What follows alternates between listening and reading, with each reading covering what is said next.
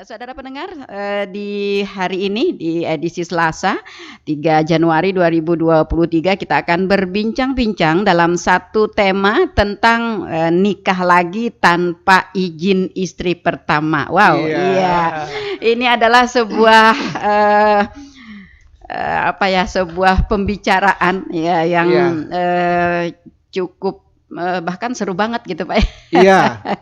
Ya, tampaknya Iya. memang kita pilih tema ini karena Iya. mungkin ini Banyak fenomena ini terjadi ya, Pak, ya. Iya, banyak terjadi. Iya. Sepertinya kalau kita umpamakan juga dia seperti fenomena gunung es begitu ya, Iya. yang muncul ke permukaan Iya. itu kecil, tapi ternyata di bawahnya itu ya merambat banyak sekali Iya. gitu ya, sampai ke pelosok-pelosok gitu ya. Lalu bagaimana nih Pak gambaran kasus ini begitu ya, kejadian-kejadian ini di Kabupaten Tanah Laut, Pak? Mungkin bisa dibanding dari tahun 2022, 2021 begitu. Iya.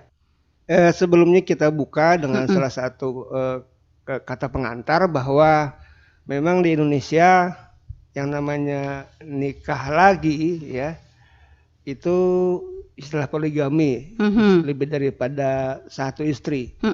Tetapi tentu di Indonesia yang dianut adalah asasnya adalah asas monogami, tidak poligami.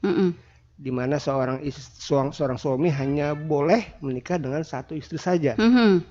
Nah, itu sebaiknya dan paling baik ya. Itu dalam rangka untuk menjamin terpenuhinya hak-hak perempuan, istrinya. Tetapi dalam Islam sendiri, dalam ajaran agama Islam diperbolehkan untuk berpoligami dan juga diatur dalam hukum di Indonesia, dalam kompilasi hukum Islam. Nah, tentu saja ada syarat yang harus dipenuhi seorang suami untuk bisa beristri lebih daripada satu. Dan tentu saja ketentuan ini akan kita diskusikan, akan kita bahas pada sesi-sesi berikutnya. Dan di Tanah Laut sendiri tentu beberapa kali perkara yang masuk dalam permohonan izin poligami itu biasanya dibalut dengan isbat nikah, pengesahan nikah. Dia mau mengesahkan pernikahannya dengan istri kedua. Tentu ini akan menjadi persoalan yang ada persoalan turunan. Bahwa ternyata dia ingin mengesahkan nikahnya dengan istri yang kedua. Ya, kalau dia mengaku dalam persidangan bahwa istrinya yang dihadirkannya adalah istri pertama, mungkin ya no problem. Tapi kalau ternyata dalam pembuktian, dalam menggali saksi, ternyata terbukti dia punya istri lain yang belum pernah diceraikannya, maka namanya ini adalah poligami. Tentu tidak akan kami kabulkan karena asasnya adalah asas monogami. Dan dalam ketentuan Islam sendiri bahwa seorang suami untuk bisa nikah lagi dengan istri kedua ada keridhaan dari istri pertama. Ridhonya adalah izin dari istri pertama. Dan izin itu dibuat secara tertulis begitu Pak ya. Tertulis. Jadi bukan hanya lisan. Disampaikan lisan dalam persidangan di muka majelis hakim. Dihadirkan dalam persidangan istri pertama dan calon istri kedua. Nah, beberapa kali perkara yang masuk ke PA pelihari tentu juga ada yang tidak kami kabulkan karena ketidakmampuan pemohonnya atau suaminya untuk menghadirkan istri pertama maupun tidak bisa menunjukkan izin dari istri pertama. Diizinkan aja Pak, tapi lisan ya. Nah, dan kadang kawa ke sini ya. Nah, artinya tetap tidak bisa dibuktikan ya Pak ya. Kami juga sangat selektif dalam menggali, dalam memeriksa karena dalam tanda kutip juga banyak yang suami yang menghadirkan istri pertamanya ternyata bukan istri pertamanya, orang lain yang disuruh mengaku istri pertamanya. Ini juga akan ketahuan dalam kita gali. Ternyata ini orang lain yang disewa. Ini juga bahaya. Iya, Karena betul. mungkin dia hanya memikirkan dampak sesaat saja. Iya. Nah, lalu Pak, di dalam evaluasinya dan dalam kenyataan kasus ini terjadi gitu, yang lebih banyak menjadi penyebabnya itu apa sih Pak sebenarnya? Iya, Sehingga ada apa ya, ada kecenderungan begitu mau menikah lagi tanpa ada izin dari istri pertama. ya sebenarnya yang diatur dalam ketentuan agama Islam bahwa hanya ada 3. Seseorang itu menikah lagi dengan istri kedua apabila pertama adalah istrinya itu tidak mampu menjalankan kewajiban sebagai istri. Kemudian ada cacat badan istri pertamanya yang mungkin ada penyakit yang tidak bisa disembuhkan, atau mungkin juga istri pertamanya tidak bisa melahirkan Memberikan keturunan. Nah, terlepas dari 3 ini, ya mungkin kebanyakan hanya karena nafsu saja. Dan dalam faktanya bahwa mereka ini sering dalam tanda kutip nikah siri dulu baru mengajukan izin. Nah, itu dia nikah dulu dengan istri kedua tanpa sepengetahuan istri pertama. Dalam perjalanannya dia baru mengajukan izin. Izinnya bisa izin isbat nikah, ya, minta sahkan nikahnya nanti atau izin poligami, tetapi sudah dinikahi dan istri pertamanya ya sudahlah pasrah saja. Nah, padahal mungkin 3 yang saya sebutkan itu tidak terpenuhi sebenarnya. Nah, maka dari itu dalam pemeriksaan, dalam pembuktian, dalam persidangan, hal ini juga menjadi fokus kami. Karena kita juga ada punya undang-undang untuk melindungi hak-hak seorang perempuan istri. Apakah suami bisa memenuhi kewajiban-kewajibannya terhadap istri pertamanya, terhadap kewajiban nafkah lahir batin, kemudian sikapnya apakah mampu bisa bersikap adil, dan meminimalkan dampak sosial yang terjadi. Karena mungkin juga nikah sembunyi-sembunyi ini akan menutup pergaulan sosial, akan menutup, ya jadinya silaturahim dengan keluarga istri pertama kan akan terganggu. Iya. Ya, karena nikah dengan istri kedua tanpa sepengetahuan istri pertama. Iya, kalau misalnya istri pertamanya tahu Pak, ya kan. Nah, yang kebanyakan kan secara diam-diam dulu gitu kan. Nah, nikah secara siri ya. Nah, kemudian setelah diketahui, nah baru meminta izin.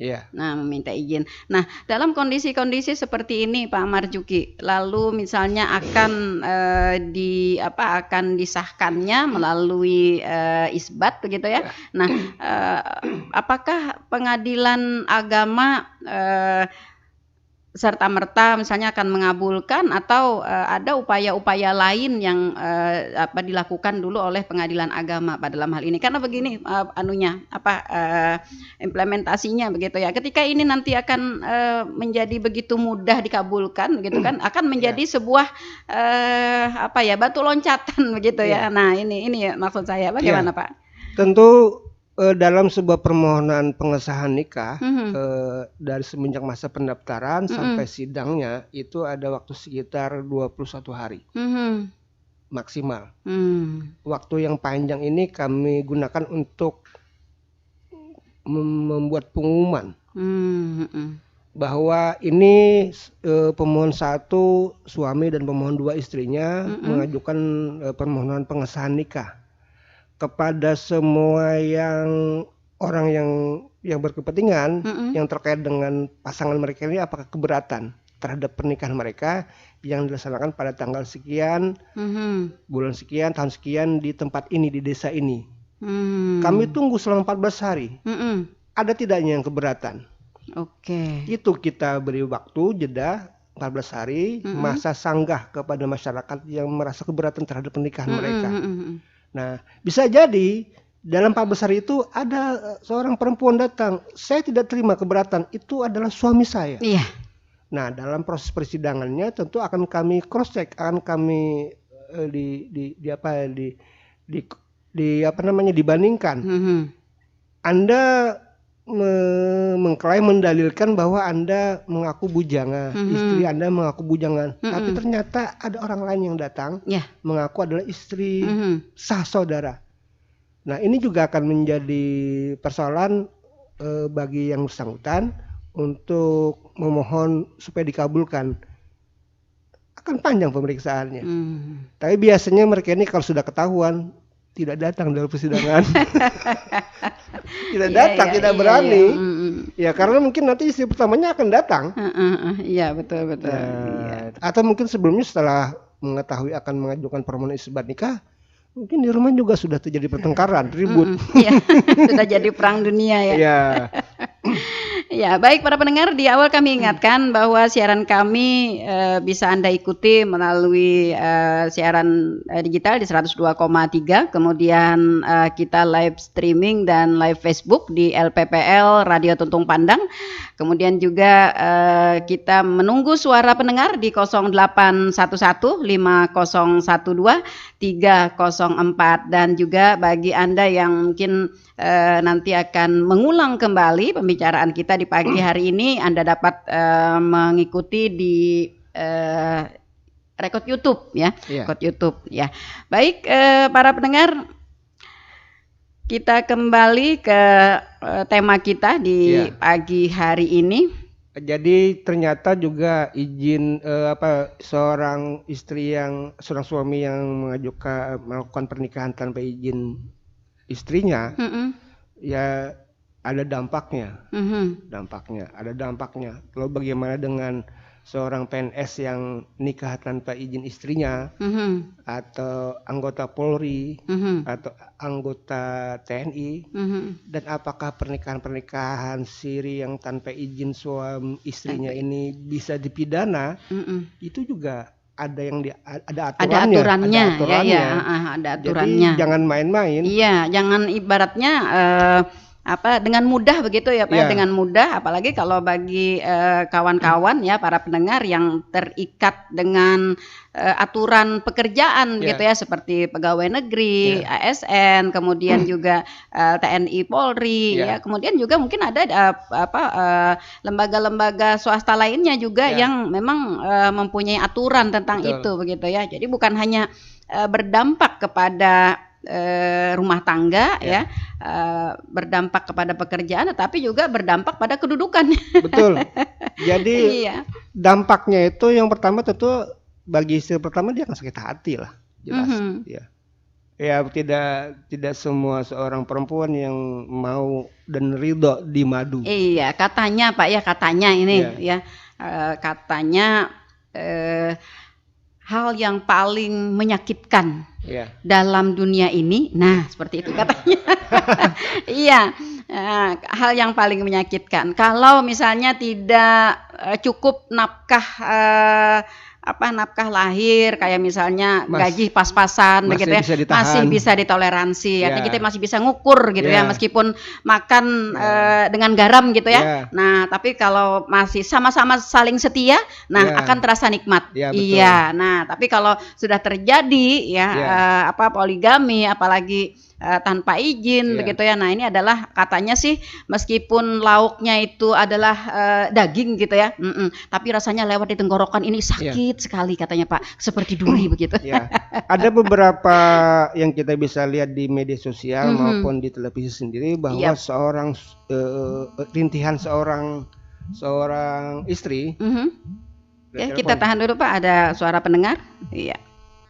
Baik, halo selamat pagi. Halo, selamat pagi. Selamat pagi, assalamualaikum. Waalaikumsalam warahmatullahi wabarakatuh. Dengan siapa di mana? Baru kenal Bu Arma. Oh, kayak berbeda gitu loh suaranya. Apakah karena pengaruh tahun baru gitu? Iya, semoga sama-sama semangat aja lah. Amin. Iya, betul selalu sekali. Semangat dengan tuntung pandangnya itu loh. Iya, betul sekali. Baik, silakan Bu Arma.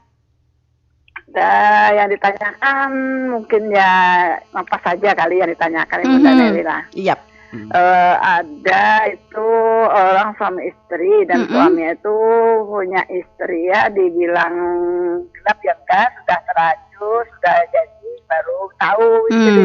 Iya. Nah, istrinya itu istrinya pun tahunya bukan dari suaminya itu.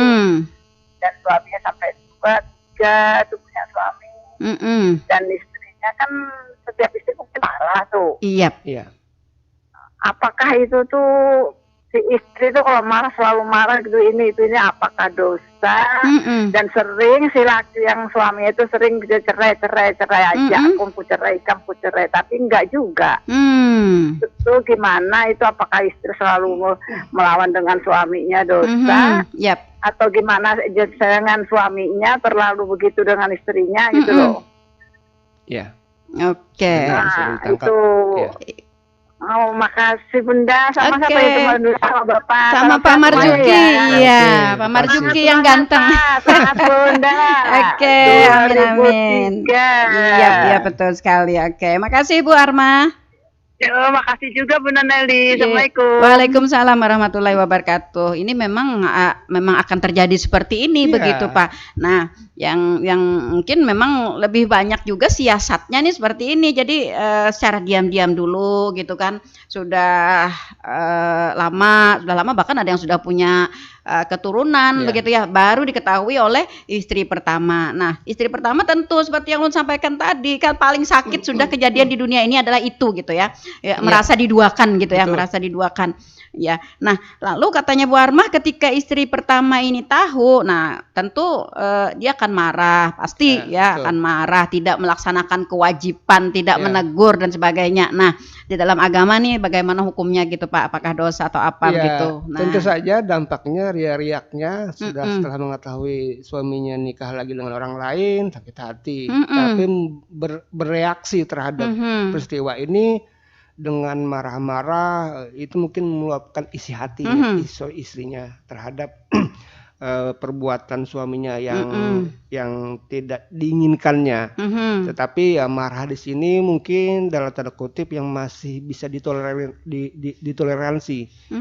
Bukan marah-marah yang bisa berakibat meninggalkan kewajibannya sebagai istri. Kada tahu Pak, karena memang marah itu luar biasa. Ini kan perkara ini nih Pak bukan hanya sekedar istilahnya menyakitkan ke hati, tapi juga menyinggung keperasaan ya. Ini merupakan beban psikologis yang luar biasa Pak bagi seorang perempuan, sehingga tentu saja dia setelah mengetahui ini ya pertama dia menjadi down begitu ya. Sehingga dia tidak punya keinginan lagi untuk melakukan kewajiban-kewajibannya di rumah. Kemudian juga bahkan mungkin tidak menegur lagi begitu. Ya, jadi sebenarnya rumah tangga ini dibina dengan mau'izatul hasanah, dengan kasih sayang, dengan curahan rahmat di dalamnya. Tetapi kalau ada peristiwa seperti ini, lalu ada yang tidak lagi ada kasih sayang, suasana panas mungkin bagi seorang istri juga apakah dia masa berdosa terhadap sikapnya kepada istri, kepada suaminya yang berlaku demikian. Tentu ada dosa. Bagaimana seorang istri yang tidak melaksanakan kewajiban, dia harus taat dengan suami, dia harus bisa memberi kasih sayang. Tetapi ya tentu saja supaya tidak berlarut, ya tentu harus ada batasnya. Kalau memang tidak tahan lagi, ya tidak lagi sampaikan dengan baik-baik kepada suaminya. Saya tidak ingin dimadu. Kalau ingin kalau tidak bisa, Bapak memilih apakah saya atau dia, maka berat tuh Pak. Saya ajukan gugatan ke pengadilan, gugatan cerai. Selesai. Jangan sampai digantung-gantung. Tiap hari marah, berminggu-minggu, berbulan-bulan, akhirnya dampak kejiwaan bagi yang bersangkutan, bagi anak-anak, bagi lingkungan, bagi keluarga. Jadi harus diakhiri. Artinya jalan keluarnya itu harus ada mediasi ya Pak, harus ada istilahnya duduk bersama begitu ya, membicarakan masalah ini begitu sehingga tidak berlarut-larut. Dan tentu saja tadi seperti disampaikan oleh Pak Marjuki, Bu Armah, ini adalah memang dalam hukum agama ini adalah sebuah kesalahan, sebuah dosa begitu ya. Nah, agar ini tidak berlarut-larut, maka sebaiknya bagi kawan-kawan yang mengalami hal seperti ini secepatnya untuk melakukan mediasi, untuk melakukan urun rembuk begitu ya Pak ya. Dibicarakan dulu antara berdua begitu ya. kalaupun nanti berdua sudah tidak bisa lagi, maka kita bisa meminta bantuan ya orang ketiga, misalnya orang yang dituakan, keluarga, orang tua begitu ya. Nah, kalau misalnya tidak bisa juga nih, bisa juga minta mungkin mediasi ke pengadilan agama, boleh nggak Pak? Iya. Kami dalam persidangan kalau hal-hal yang menyangkut sengketa, baik sengketa rumah tangga, sengketa waris, sengketa harta bersama, sebelum masuk persidangan memeriksa pokok perkara, dimediasi dulu. Dimediasi dulu, diambil titik temunya, di mana dibuat kesepakatan, dituangkan dalam sebuah kesepakatan atau perdamaian tertulis. Jadi bisa didatangani di hadapan persidangan atau di hadapan majelis atau hakim mediatornya. Tentu ada melalui proses mediasi. Nah, di situ kalau salah satu pihak sudah tidak bisa lagi, juga dituangkan dalam bentuk mediasi. Misalnya dia sepakat cerainya saja. Lalu bagaimana dengan anak-anak? Bagaimana dengan harta bersamanya? Iya, nah itu yang perlu dibicarakan kan? Dibicarakan juga. Jangan sampai menggantung. Cerai saja, tetapi anak-anak gimana? Hartanya gimana? Kemudian yang lainnya gimana? Itu juga dibicarakan sampai tuntas. Karena bagaimanapun juga dampak dari sebuah perceraian di dalam keluarga itu akan banyak yang yang kena imbasnya begitu ya Pak ya. Nah, apakah Pak dalam kondisi seperti yang dipertanyakan oleh Bu Armah ini satu-satunya jalan mungkin hanya berpisah atau upaya dari pengadilan agama sendiri untuk tetap mempertahankan ya rumah tangga dengan istri pertama itu, bagaimana Pak? Tentu saja seorang istri dan suami dalam membangun rumah tangga saling berkasih sayang, saling menutupi kekurangan, saling terbuka, dan bagi suami juga bagaimana dia mampu menafkahi lahir batin. Nah, tetapi dalam perjalanannya ternyata dia tidak bisa berlaku adil, dia tidak bisa menafkahi lagi, tidak bisa membagi kasih sayangnya, kemudian sikapnya berubah setelah punya istri lain. Tentu rumah tangga ini tidak lagi berjalan harmonis, akan timpang. Nah, tentu kalau didiamkan tidak ada gunanya. Jalan yang terakhir adalah perpisahan, perceraian. Tetapi dalam hal ini tentu dalam pemeriksaan persidangan dalam perceraian kita lihat sisi-sisi mana saja yang masih bisa dirapikan. Artinya perceraian bukan jalan utama. Jalan utama ya. Kalau masih bisa dipertahankan kita. Dan bisa jadi setelah persidangan dan dikabulkan karena dia tidak ingin dimadu, bisa jadi mungkin satu tahun kemudian suaminya ini berpisah dengan istri keduanya, balik lagi kepada istri pertamanya. Ya, artinya ternyata katanya lebih enak istri pertama. Karena bagaimanapun juga kata orang Pak, yang pertama itu punya banyak kesan dan makna. Karena ketika kita bersama-sama, apalagi kalau kita bersama-sama itu diawali dari kita melangkah dari nol begitu ya.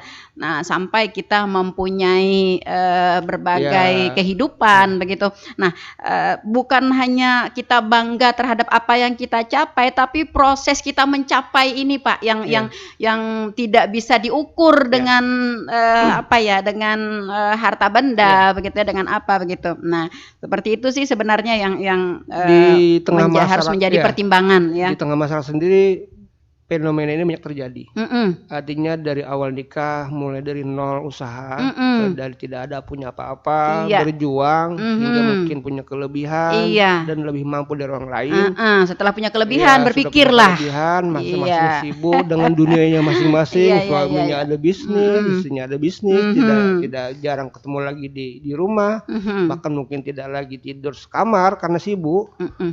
Ya, zaman sekarang kan tantangannya lebih berat karena zaman milenial ini ada internet, ada media sosial, banyak hal-hal yang bisa mengakibatkan itu ya Pak, peluang-peluangnya banyak terganggu atau banyak yang ingin mengganggu. Nah ini makanya kalau ini terjadi sering banyak yang mengeluh, ada yang merugikan, ada yang merasa tidak terima, ya akhirnya bercerai.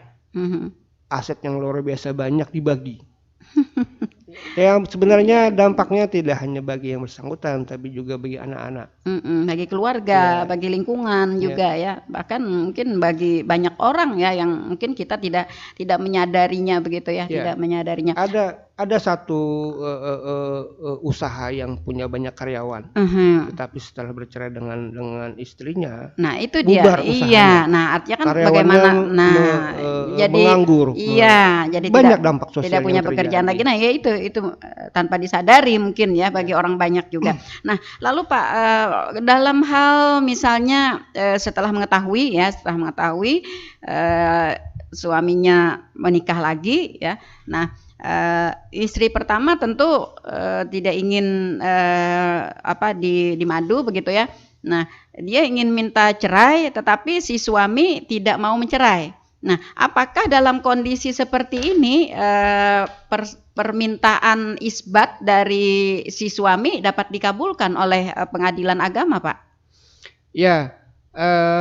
Ternyata dalam pembuktian pemeriksaan dalam persidangan ternyata suami ini punya istri pertama, sementara dia ingin mengajukan pengesahan nikah dengan istri kedua, tentu ini akan lain persoalan, dan tentu mau tidak mau dengan pertimbangan hukum yang jelas, ini bukan kategori pengesahan nikah, tetapi ini kategori izin poligami. Artinya yang bersangkutan tidak bisa diterima pengesahan nikahnya, karena tidak ada izin. Nikahnya ini tidak ada izin dengan istri pertama. Istri pertama tetap tidak memberikan izin ya, karena dia ingin minta berpisah begitu ya. Nah, tetapi di sisi lain ya, karena tidak ada izin, suaminya lalu tidak mau. Iya. Suaminya tidak mau berpisah dengan istri pertama, tetapi tetap ingin mensahkan perkawinannya dengan istri kedua, karena ini sudah lama nih istilahnya menikahnya begitu. Nah, memang itu banyak terjadi. Dia tidak ingin menceraikan istri keduanya karena sudah punya keturunan, sudah punya anak, tetapi juga tidak ingin melepas istri pertama. Karena dari awal berjuang mungkin dari istri pertama, tapi istri pertama tidak bisa menerima orang lain. Tidak bisa memberikan izinnya. Nah, maksud saya dalam kondisi seperti ini ya, apa yang dilakukan, apa yang menjadi upaya dari pengadilan agama untuk menyelesaikan permasalahan ini, karena tentu ketika pernikahannya dengan istri kedua tidak sah kan ya, karena tidak ada izin dari istri pertama. Nah, ini kan akan berakibat buruk juga ya, apalagi kalau dengan istri keduanya kan sudah ada keturunan, sudah memiliki mungkin harta gono gini juga dan lain sebagainya begitu. Nah, jadi ada banyak sebenarnya aturan ini kita buat untuk menghindari orang berbuat demikian. Tetapi kalau sudah terlanjur berbuat, bagaimana jalan keluarnya? Tentu bagi yang bersangkutan dia tidak boleh mengajukan permohonan isbat nikah, tapi dia mengajukan permohonan cerai talak. Kalau dia ingin menceraikan istri pertamanya, tetapi kalau dia tidak mau, maka istri pertamanya yang mencoba cerai gugat. Tapi tetap istri pertama memang minta diceraikan, tapi si suami tidak mau. Nah, makanya istri pertama dia mengajukan cerai gugat ke pengadilan, suaminya hadir, dimediasi. Dimediasi dan dalam mediasi terbukti fakta bahwa suaminya sudah punya istri lain, dan istri pertamanya tidak terima, ingin berpisah, tetapi si suami tidak mau berpisah. Nah, ini kasus ini juga cukup banyak Pak terjadi di masyarakat. Nah, sehingga akan berlarut-larut permasalahan seperti ini begitu. Jadi begini, pada saat pemeriksaan istri pertama kan ditanya, kenapa tidak mau lagi dengan suaminya? Dia sudah tidak lagi ada kasih sayang, dia tidak adil lagi, dia jarang di rumah semenjak punya istri lain. Kemudian suaminya ditanya kalau tidak ingin berpisah dengan istri pertama, apa alasan saudara? Karena saya masih sayang katanya Pak. Karena ada anak. Tapi dalam faktanya dia tidak bisa membagikan sayang, tidak berlaku adil. Sebelumnya mungkin sering di rumah, sekarang jarang di rumah. Kemudian sikapnya berubah semenjak punya istri lain. Kemudian yang selama ini nafkah lahiriah lancar, kemudian tidak lancar. Jadi kadang hanya pengakuan lisan saja, tapi faktanya pas digali dengan istri pertamanya tidak demikian Pak. Dia semenjak punya istri lain, dia tidak jarang di rumah, kemudian juga penghasilan juga tidak tentu seret, kemudian dengan anak-anak juga dia jarang berbagi dengan anak, kurang bergaul, sehingga tidak suasana rumah tangga tidak ini lagi. Sebenarnya Pak begini, sebenarnya kalau permasalahan jarang di rumah, artinya tidak adil, itu sebenarnya adalah persoalan kedua. Ya. Persoalan kedua, meskipun misalnya si suami memang penghasilan banyak, mungkin dapat memenuhi kebutuhan dengan istri pertama dan istri keduanya. Kemudian juga dia bersikap adil, semalaman di sini, pokoknya adil lah. Tetapi sebenarnya hal yang paling krusial itu sebenarnya masalah hati Pak istri. Nah, ya, sebenarnya istri pertama juga tidak ingin berbagi. Itu yang tidak bisa tidak bisa diulas dengan apapun begitu. Nah, memang ada terbukti di situ bahwa seperti dia suaminya mampu berlaku adil, nafkah lancar, kemudian dia bisa membagi hari-harinya. Tetapi tadi tidak ingin berbagi. Nah, itu tidak ingin berbagi kasih sayang dengan orang lain. Karena merasa begini ya, kalau merasa diduakan itu rasanya kita itu rasa tidak berarti. Nah, susah saya ya seperti itu. Nah, itu sebenarnya. Nah, sehingga sebenarnya dia memilih untuk berpisah, tetapi si suami mempertahankan rumah tangga ini begitu. Nah, dalam kasus seperti ini ya, sehingga tidak terjadi ibaratnya dampak yang berlarut-larut. Nah, dalam mediasi, dalam persidangan diungkapkan fakta-faktanya bahwa suami bisa berlaku adil, nafkah lahir batin lancar, kemudian dia bisa membagi harinya, tetapi istri tetap tidak mau, karena tidak ingin berbagi. Tentu ini menjadi hal yang membuat tidak harmonis. Apakah ini menjadi pertimbangan yang kuat dari pengadilan agama untuk mengabulkan, maksud saya untuk mengabulkan permintaan dari istri pertamanya itu? Ya. Nah, dalam pertimbangan hukum majelis hakim terhadap hal demikian, tentu akan banyak hal yang dipandang ya, dari perspektif lingkungan, perspektif hukum agama Islam syariatnya. Masing-masing punya kuat pendirian. Iya. Istrinya mengajukan cerai karena alasan suaminya nikah lagi, tetapi suaminya mempertahankan dengan alasan masih sayang, ya karena punya keturunan. Ya, dia mampu bersikap adil segala macam. Dia akan mampu. Ya sebenarnya ada dua pilihan, bisa jadi itu ditolak permohonan cerai istrinya, dan suaminya mohon mengajukan izin poligami. Izin poligami apakah dapat disetujui tanpa ada surat izin dari istri pertama? Dalam mediasinya tentu akan dicoba dinasihati. Ya, tetapi yang namanya perempuan karena tidak ingin berbagi, tetap biasanya. Tadi sudah saya sampaikan bahwa bagi seorang perempuan kasus ini adalah hal yang paling menyakitkan. Tentu akan susah sekali Pak untuk mendapatkan titik temu begitu. Apakah pernah dalam kurun waktu selama ini begitu, dalam kondisi seperti itu pengadilan agama mengabulkan? Ya, pernah. Kami pernah mengabulkan terhadap permohonan demikian, ya, karena padahal sisi lain suaminya tidak melanggar tiga tali talak. Nah, itu dari segi tidak ada KDRT, tidak ada apa-apa ya. Tetapi satu saja alasannya, bahwa istri tidak ingin berbagi. Nah, masalah hati katanya, saya tidak ingin berbagi kasih sayang dengan perempuan lain. Nah, sudah saya mencoba untuk menahan 1 minggu, 2 minggu, berbulan-bulan, tetap tidak bisa katanya. Artinya pernah terjadi dikabulkan ya Pak ya? Ya. Nah ini juga saya ingin menggarisbawahi ya bagi para pendengar mungkin yang mengalami kasus itu ya. Artinya kalau mengalami kondisi yang demikian ya, jangan khawatir ya, tetap ada jalan keluar ya, tetap ada pertimbangan dari pengadilan. Ya, Seperti karena itu begini ya. juga Bu Munda ya. Dampaknya terhadap istri yang tidak terima di madu ya, walaupun hal lain dia dicukupi, itu akan berpengaruh terhadap kehidupan rumah tangganya. Tentu akan mengurangi pelaksanaan kewajibannya, komunikasi, iya. melayani dengan sebaik-baiknya suami tidak akan seperti dulu lagi. Iya, tentu. Nah, ini daripada dibiarkan menggantung, juga tidak baik keadaan rumah tangga. Iya. Jadi dengan pertimbangan itu dikabulkan ya, dikabulkan. Karena yang namanya rumah tangga tadi didasari dengan keharmonisan. Kalau tidak ada harmonis lagi, timpang. Diperankan seperti suami istri tapi tidak seperti rumah tangga. Oke.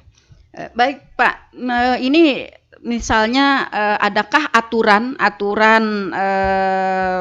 peraturan perundang-undangan yang menyatakan bahwa seseorang yang menikah lagi tanpa izin dari istri pertamanya itu menjadi sebuah tindakan yang dapat berakibat hukum?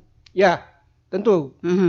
Ada pidananya, ada perdatanya dan hukum sosialnya. Oke. Nah, tentu dalam pidananya tentu sudah jelas dalam KUHP pasal 279. Barang siapa mengadakan pernikahan padahal mengetahui bahwa pernikahan atau pernikahannya yang telah ada menjadi penghalang yang sah untuk itu pidana paling lama 5 tahun. Itu luar biasa tuh pidananya. Iya. Dan dalam perdatanya juga tentu hukumnya terhadap orang yang menikah tanpa sepengetahuan istri pertamanya, yang bersangkutan itu mengajukan ke pengadilan, tentu akan dibatalkan pernikahannya. Ya kan tidak ada izin. Oke. Ya. Dan dalam hukum sosialnya jelas. Ini berlaku universal ya Pak ya? Ya. Hukum sosialnya jelas bahwa kehidupan sosial rumah tangganya akan berantakan, terganggu. Iya, akan mendapat cibiran juga dari masyarakat Pak. Silaturahimnya akan terganggu. Masyarakat juga akan mencibir. Iya. Wah itu Pak Marjuki ternyata. Nah, iya. Ini juga jadi kalau ada yang ingin mengajukan permohonan poligami, mestinya harus dipikirkan dampaknya. Oke. Iya. Baik, selain daripada di KUHP Pak, di aturan mana lagi yang kita bisa menjerat? Ya, di dalam kompilasi hukum Islam tentu saja yang namanya izin nikah dengan istri lain, tentu ada istrinya itu memberikan secara terus maupun lisan. Ya, dan dipertegas persetujuan lisannya itu di muka sidang. Nah, dalam kompilasi hukum Islam di pasal 57 bahwa pedoman seorang suami mengajukan izin poligami 3 tadi. Ya. Seperti istrinya tidak bisa memberikan kewajiban sebagai istri. Kemudian ada cacat badan atau penyakit yang tidak bisa disembuhkan, atau tidak memberi keturunan. Oke. Kalau 3 unsur ini tidak terpenuhi, maka tidak bisa kami kabulkan. Itu juga masuk hukum perdatanya. Jadi dia akan sia-sia mengajukan permohonan poligami kalau 3 unsur ini tidak terpenuhi. Nah, itu. Oke. Lalu Pak begini, maksud saya siapa saja yang bisa dijerat oleh aturan-aturan ini ya? Khususnya ada 3 pemain utama kan ya? Ada suami, ada istri kedua, kemudian ada yang menikahkan.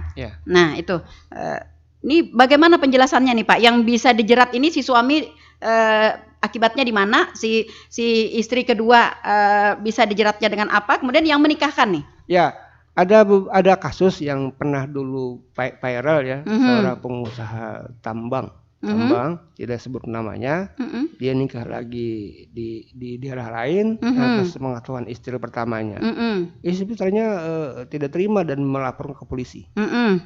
tentu pihak-pihak yang terkait terhadap pernikahan keduanya ini dipanggil, baik yang bersangkutan suaminya, istri keduanya, penghulunya, orang tua yang terlibat dalam pernikahan ini dipanggil. Dan tentu saja proses pidana ini menanti dengan ketentuan kalau suaminya pasal ini dikenakan, istri keduanya ini, penghulunya juga demikian. Nah, saya tidak mengerti banyak tentang persoalan KUHP-nya, tetapi ini menjadi ranah pidana kalau istri pertama tidak terima dan lapor kepada pengadilan.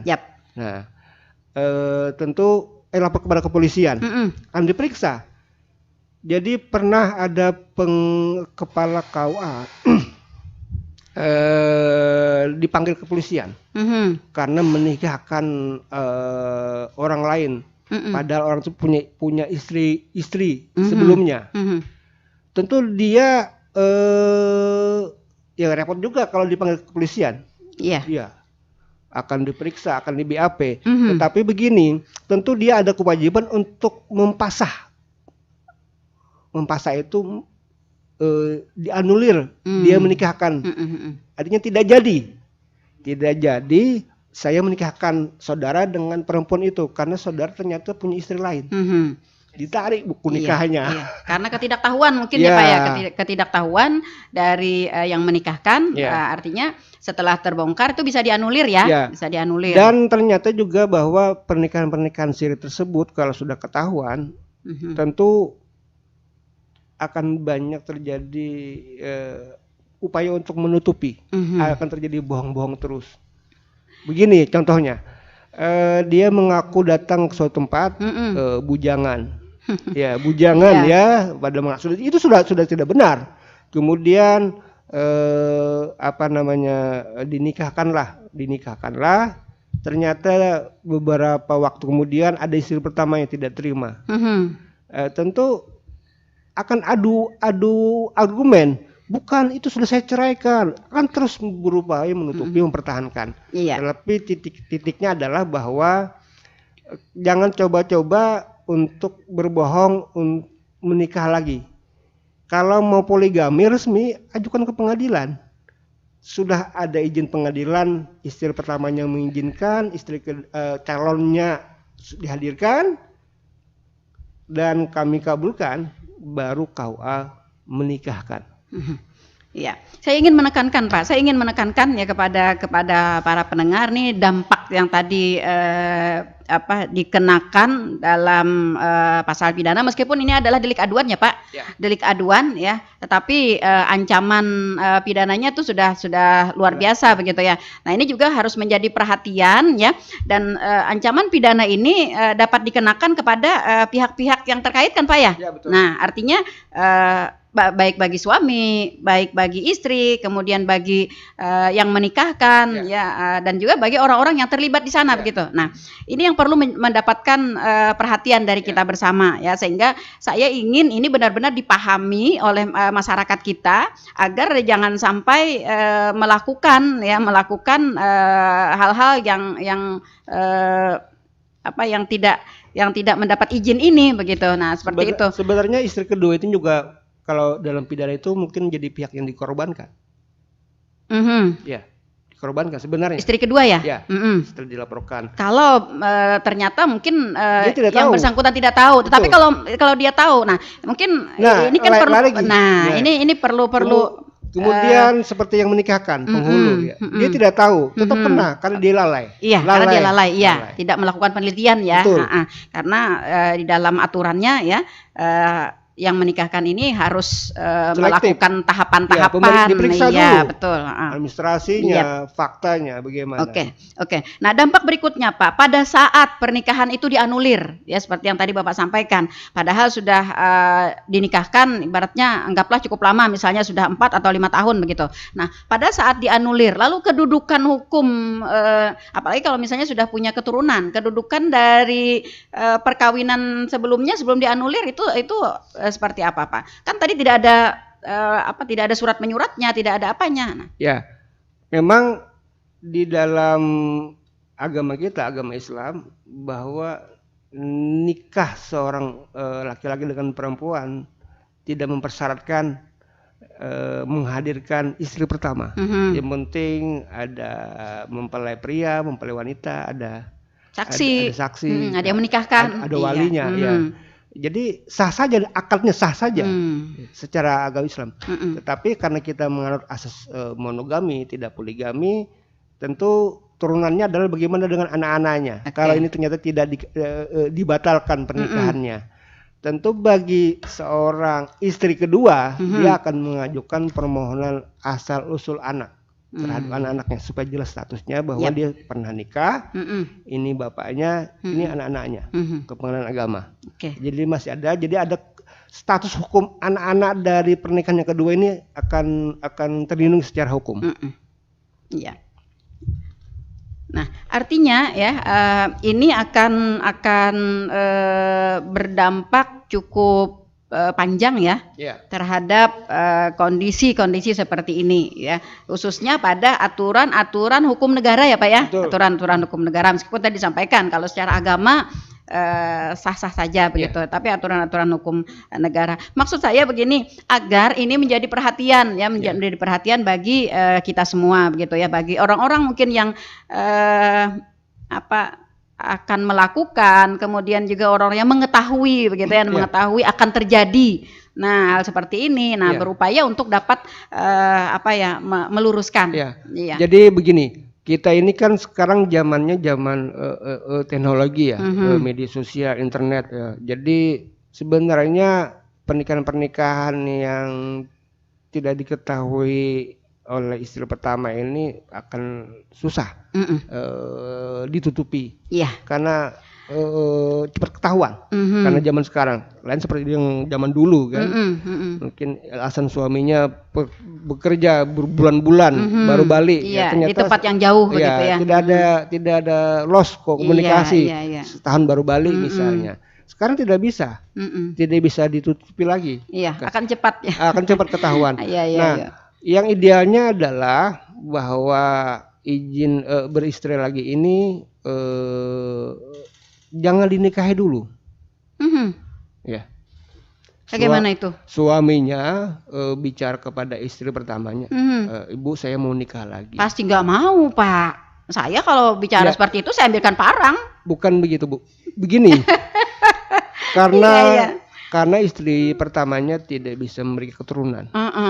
Kalau memang ada hal-hal yang mungkin krusial ya. Jadi, tapi ini kalau misalnya baik-baik saja begitu. Kata istri pertamanya, Bapak silakan nikah lagi. Tapi ceraikan saya dulu. Karena saya tidak bisa memberi keturunan. Tapi dengan syarat saya yang mencarikan katanya. Oh. Ada juga seperti itu. Ada juga, oke. Jadi mencarikan itu calonnya. Biasanya mungkin juga dengan keluarga jauh lah. Kemudian suaminya setuju, jangan dinikahkan dulu, dibawa dulu ke pengadilan, kedua-duanya untuk izin poligami. Idealnya seperti itu. Jadi dalam persidangan ketiga-tiganya di hadapan sidang, ini istri pertamanya, ini suaminya, ini calonnya, bukan sudah dinikahi. Ditanya istri pertamanya, ditanya izin. Kemudian apa alasannya suaminya mengajukan kan tidak bisa memberi keturunan. Kemudian juga berikutnya apakah mampu berlaku adil, apakah mampu untuk berbagi nafkah lahir dan batin. Itu digali semuanya. Kalau sudah, baru calonnya juga ditanya apakah dia tahu dan apakah dia juga nanti bisa berlaku membagi sayangnya dengan istri yang pertama. Dengan ada perjanjian pasti. Saya akan berlaku adil, saya akan ini, saya akan itu. Kalau gitu, itu pasti. Sudah karena masih pengen, Pak, karena sudah ingin banget gitu kan, pasti iya aja. Terpenuhi, ya dikabulkan. Nah, lain persoalannya dinikahi dulu baru mengajukan izin. Yang banyak seperti itu Pak. Nah, ini jadi akhirnya istri pertama itu posisinya dia mengabulkan memberi izin dalam keadaan terpaksa. Betul. Terpaksa. Nah Pak, tadi seperti yang tadi Bapak sampaikan bahwa kita sekarang berada di era digitalisasi ya Pak, digitalisasi. Nah, bagaimana untuk izin ini misalnya Pak dibuat misalnya secara digital, misalnya ada tulisan di dalam WhatsApp, ya chat gitu ya. Kemudian ada SMS, ya kemudian juga atau bahkan mungkin ada suara, Pak, ada suara. Nah, apakah dengan pembuktian ini pengadilan agama dapat menerima? Karena mungkin saja ya yang menulis chat bukan istri pertama gitu kan. Nah, atau bahkan banyaklah hal-hal yang mungkin bisa. Nah, tapi dalam kondisi seperti ini, bagaimana pengadilan agama bersikap? Ya, ini juga hal yang menarik ya. Ada seseorang laki-laki datang mengajukan izin poligami dengan calon istri mudanya. Kemudian pada saat diperiksa administrasinya, kelengkapannya, ada surat pernyataan bahwa ini pernyataan dari istri pertama saya mengizinkan. Tentu ini kami terima saja. Kami terima sebagai alat bukti, tetapi di situ ada satu hal. Ya, dia mengira dengan cukup pernyataan selesai. Padahal pernyataan lisan tertulis tersebut, persetujuan itu dipertegas dengan persetujuan lisan istri pada sidang pengadilan agama pasal 58 kompilasi hukum Islam. Tertulis itu dipertegas dengan kehadiran istri pertamanya dalam sidang.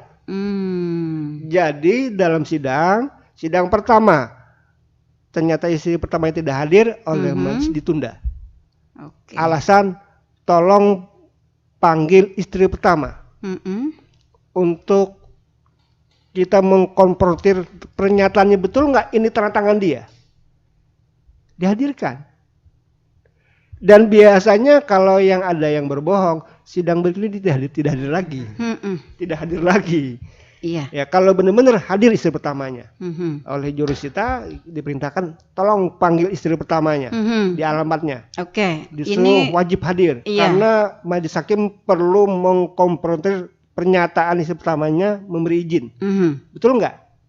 Nah, itu. Ini masih dalam konteks digital, Pak, digital ya, karena istri pertama berada jauh ya untuk datang ke lokasi pemanggilan itu butuh waktu, butuh biaya dan sebagainya begitu.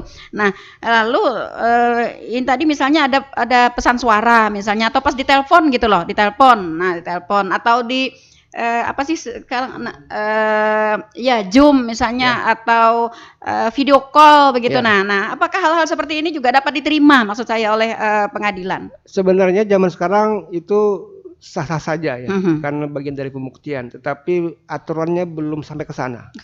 Jadi tetap berlaku yang lama. Tetap harus hadir dalam persidangan.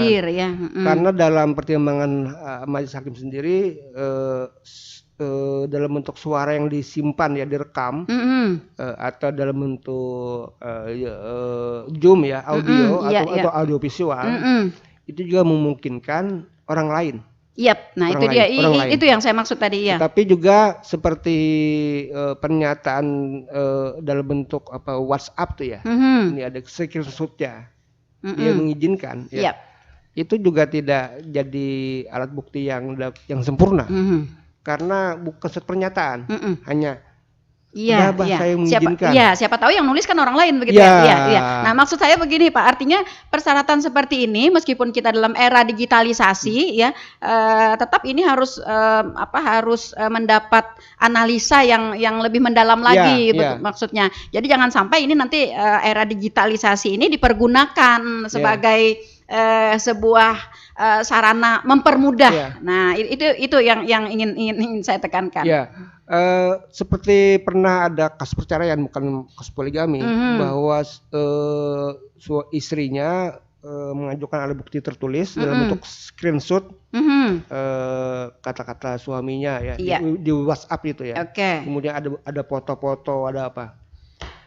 Tetap majelis minta dihadirkan saksi untuk memperkuat pengakuannya, bukan alat bukti tersebut. Karena itu akan panjang proses pembuktiannya.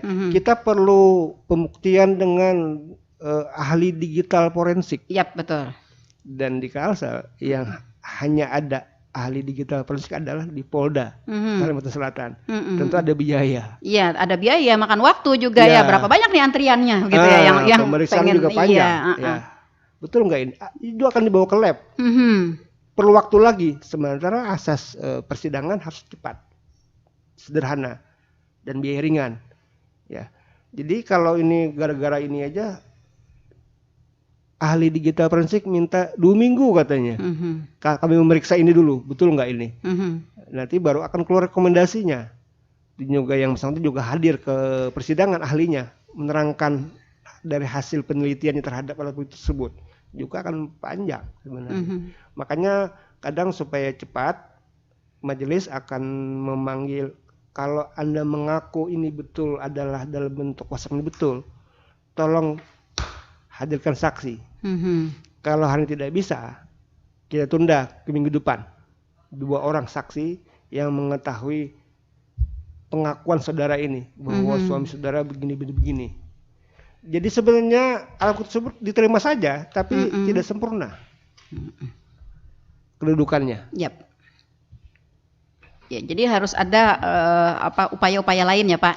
Ya, upaya-upaya lain. Nah, agar ini menjadi sebuah pertimbangan ya bagi mereka-mereka begitu yang ada aja sudah di dalam HP. Nah, di print nanti sudah ada ini mengizinkan begitu ya. Iya, karena kita dalam kondisi era digital, atau nanti pas pada saat ditanya oleh hakim nanti saya zoom ya, atau saya video call begitu. Nah, hal seperti ini pun nanti ada kemungkinan ya Pak, ada kemungkinan bisa disalahgunakan juga, atau bisa dipakai orang lain atau bagaimana begitu ya.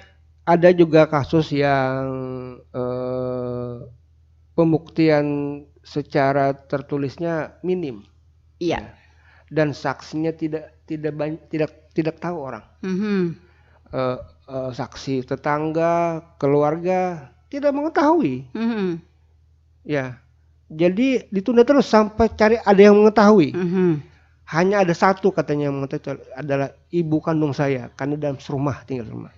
Jadi saksi harus 2. Kalau hanya 1 tidak kami terima. Makanya kalau ini tetap dia lanjut, maka saksi 1 kami terima, yang 2-nya adalah yang harus melakukan sumpah. Sumpah supletor namanya. Dia bersumpah betul terhadap pengakuannya. Nah, itu untuk menutupi daripada saksi yang kedua supaya bisa dipertimbangkan. Ya, karena ini kan kadang aib keluarga, tidak banyak yang tahu. Yap. Iya.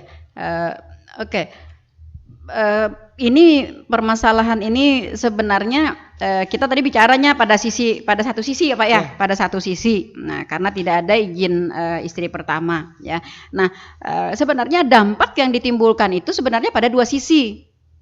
Nah, pada 2 sisi. Pengadilan di sisi lain, pengadilan agama memasang persyaratan dengan berbagai aturan-aturannya ya, agar peluang ini ya tidak mudah digunakan begitu ya. Tapi di sisi lain ketika sudah terjadi ini dengan persyaratan yang begitu rumit, mungkin tidak terpenuhi ya, tetapi perkawinan dengan istri keduanya itu sudah terjadi. Nah, ini juga akan menimbulkan dampak kepada sisi yang di sebelah sini begitu. Nah, dalam upaya-upaya seperti ini ya, apa yang bisa dilakukan oleh istri kedua, Pak? Ya, tentu istri kedua setelah pernikahan dengan suaminya itu dikabulkan, ya, karena si suaminya terbukti punya istri lain, lalu dia akan tanya, bagaimana dengan saya? Bagaimana dengan anak-anak saya? Bagaimana status anak-anak saya? Statusnya? Bapaknya siapa? Ya kan? Memang secara hukum syariat Islam akad nikahnya sah.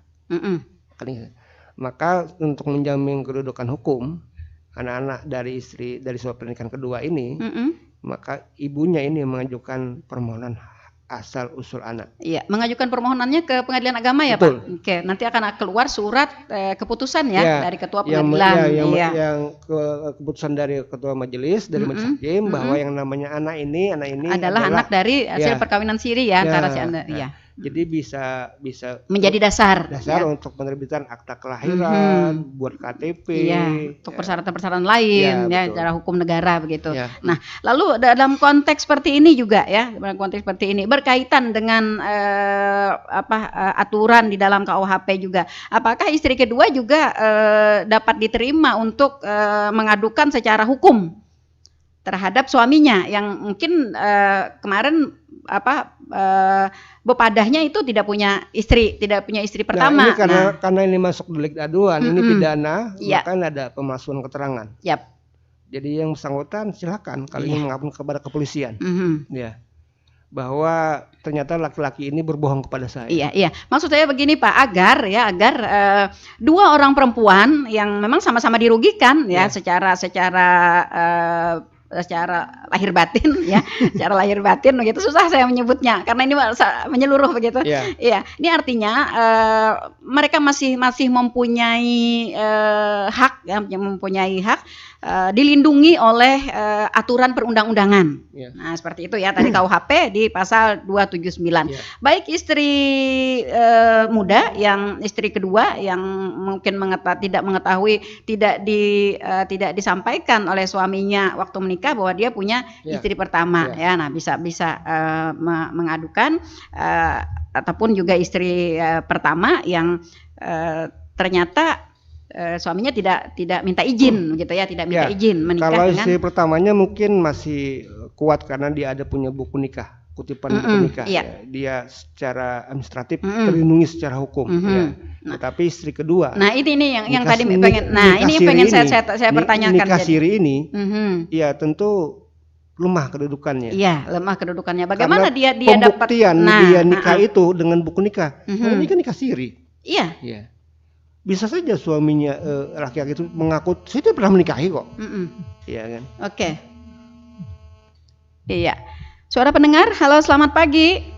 Selamat pagi, assalamualaikum Bunda Niri. Waalaikumsalam, nih ada yang mengganjal lagi nih ternyata. Bisa bebulik kayak.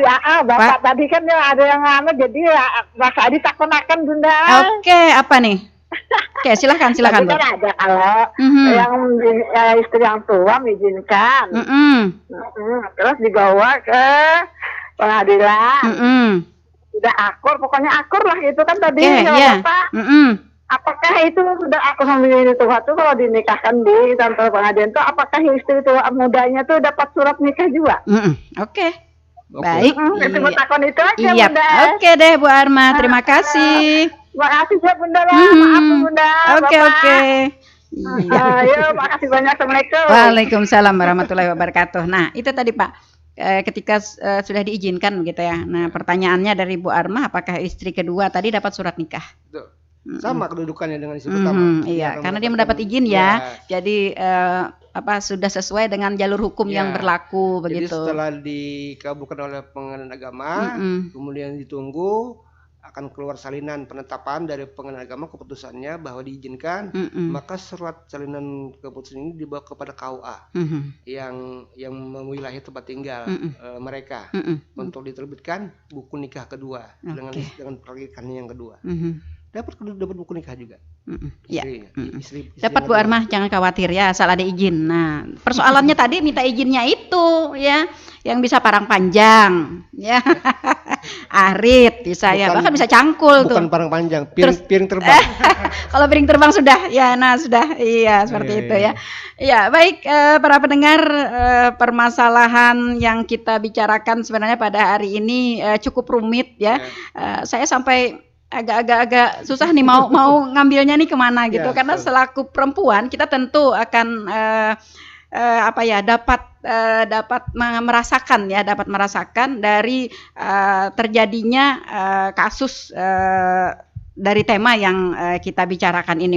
Namun bagaimanapun juga karena memang kehidupan kita itu dengan berbagai lika-likunya ya Pak ya. Nah, itu akan bisa terjadi. Nah, oleh sebab itu ya kita berharap mudah-mudahan pembicaraan kita di pagi hari ini dapat menjadi sebuah pengembangan wawasan bagi kawan-kawan semuanya ya, sehingga dapat meminimalisir ya Pak, meminimalisir adanya dampak-dampak negatif ya dari pernikahan kedua, pernikahan selanjutnya, pernikahan kedua, ketiga, keempat boleh ya. Oke, yang tanpa izin dari istri pertama seperti itu ya. Oke. Baik, karena waktu kebersamaan kita Pak sudah berada di penghujung dan kita harus mengakhiri bincang-bincang kita di pagi hari ini. Sebenarnya masih banyak yang ingin kita ungkap-ungkap ya.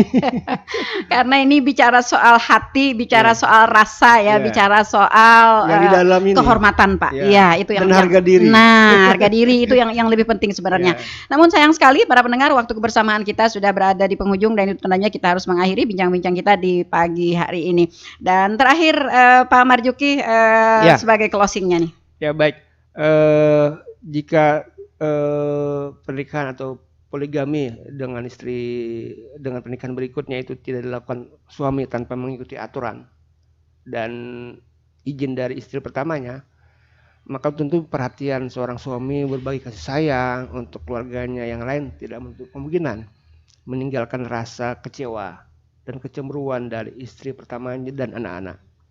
Memang praktik poligami menurut Islam diperbolehkan tanpa harus ada izin dari istri pertama. Tetapi sebaiknya jangan dilakukan jika hanya membawa kemudaratan. Maka dari itu tentu bagi seorang laki-laki yang ingin nikah lagi dengan perempuan lain perlu dipikirkan dampak-dampak sosial dan dampak hukum baik pidana maupun perdatanya yang akan terjadi jika dia melakukan tersebut. Dan kepada masyarakat yang mengetahui adanya praktek-praktek seperti ini, kalau bisa dicegah jangan sampai terjadi, karena untuk menghindari persoalan-persoalan yang timbul akibat dari peristiwa tersebut. Dan tentu saja kalau ini terjadi, tentu penyelesaiannya tentu adalah ke pengadilan, ya. Pengadilan, dan tentu saja kami juga tidak bisa membuat keputusan yang seperti one win solution. Tentu ada pihak yang merasa tidak terima, tetapi keputusan harus kami buat untuk menjaga status hukum dan adanya kepastian hukum terhadap peristiwa tersebut. Demikian. Oke, iya. Para pendengar, demikian bincang-bincang kita di pagi hari ini ya dalam tema nikah lagi tanpa izin istri pertama. Pada intinya sebenarnya kita lebih baik menjalani perkawinan kita yang sudah ada ya.